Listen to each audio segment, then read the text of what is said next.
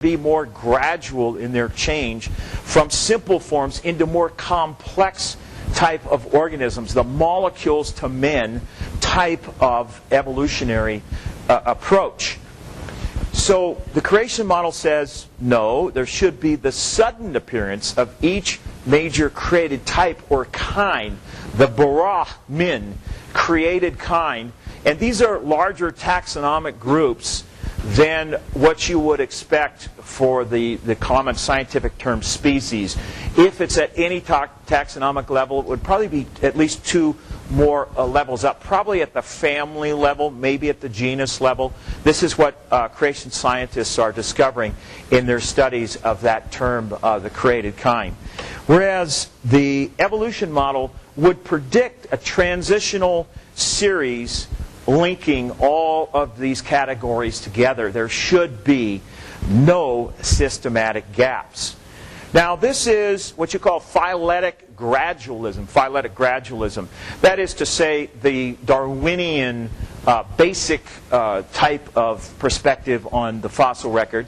There's a different view promoted by Stephen Jay Gould. I had to study that perspective during the course of my thesis called Punctuated Equilibria.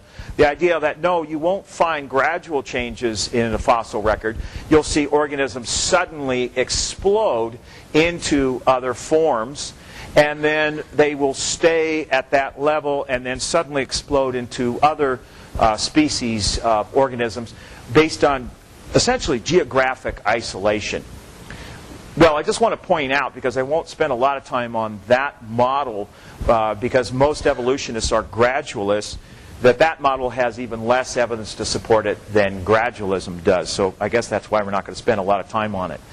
Finally, the most important point here that I think we will predict and then document that's true. Obviously, I'm biased. But there should be sharp boundaries separating major taxonomic groups. No transitional forms between the higher categories. Small variational changes, yes. For example, in this very room, when we look at the scientific name Homo sapiens, man the wise is what that means, Homo sapiens. We have a variety of skin colors in here. We have differences in height, in weight, in body build, in size. That's not the kind of change that we're talking about. That is variational change at the same level of complexity.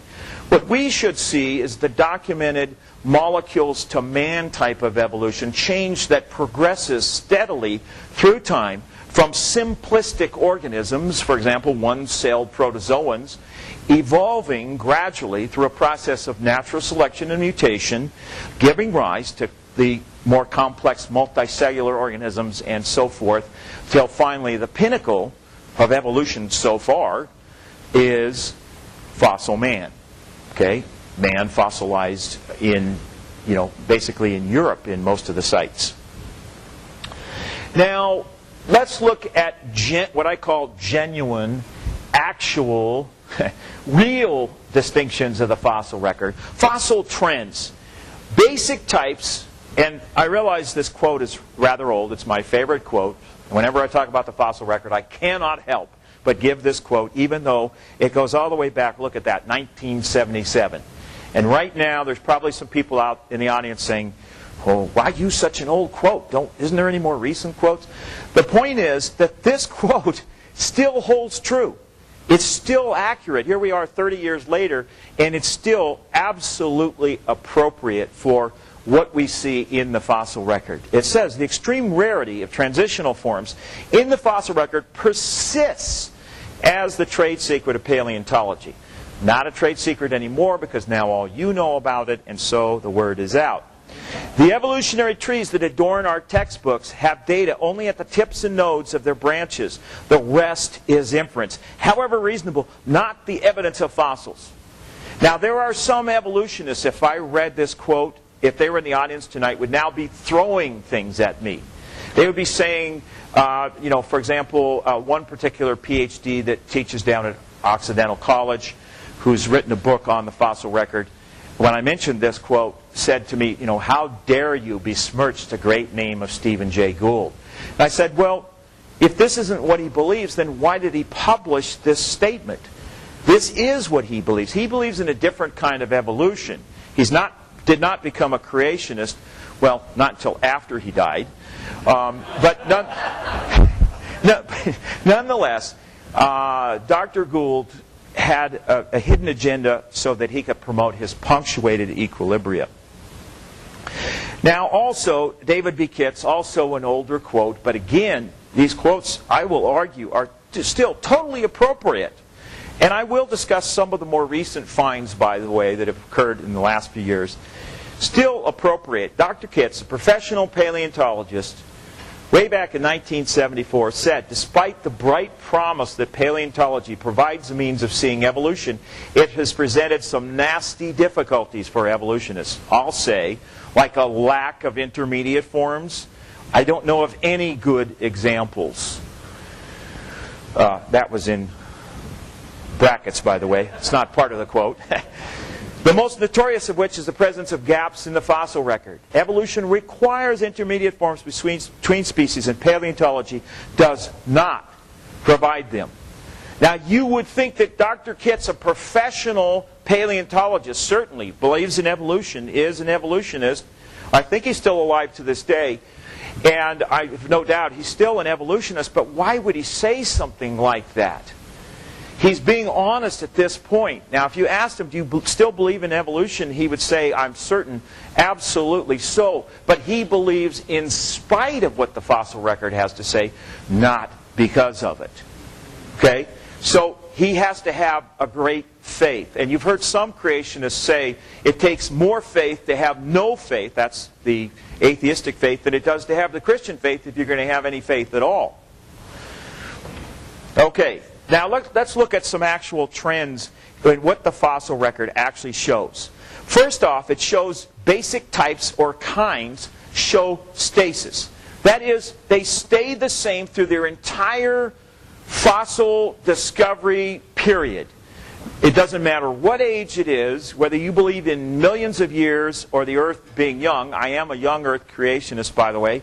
But however old you believe the fossils are, in many cases, there's little or no change whatsoever of these organisms through time. The oldest known fossil bat looks like a bat from the beginning with echolocation. It's obvious through looking at its skull that it has echolocation, a very complex system of being able to get its dinner. Examples that I'm citing here are insects. Some of you guys have seen amber. And you've looked at amber under microscopes, and you'll see many different kinds of insects that look almost identical to the ones we have today.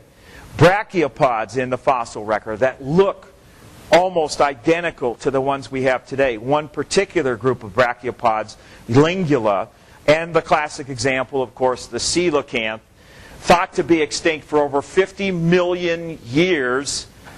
And actually it was the Cretaceous, so it was even more than that. And then found alive and well off the coast of Africa beginning in the 1930s. So, you know, a living fossil, so to speak. Okay, so the fossil record shows stasis. I could do a talk just on that. But that's not the point that we want to make. It also shows extinction. It never shows macroevolution. Variation of basic types, but macroevolution, no. Change at the same level of complexity, yes, but macroevolution, no.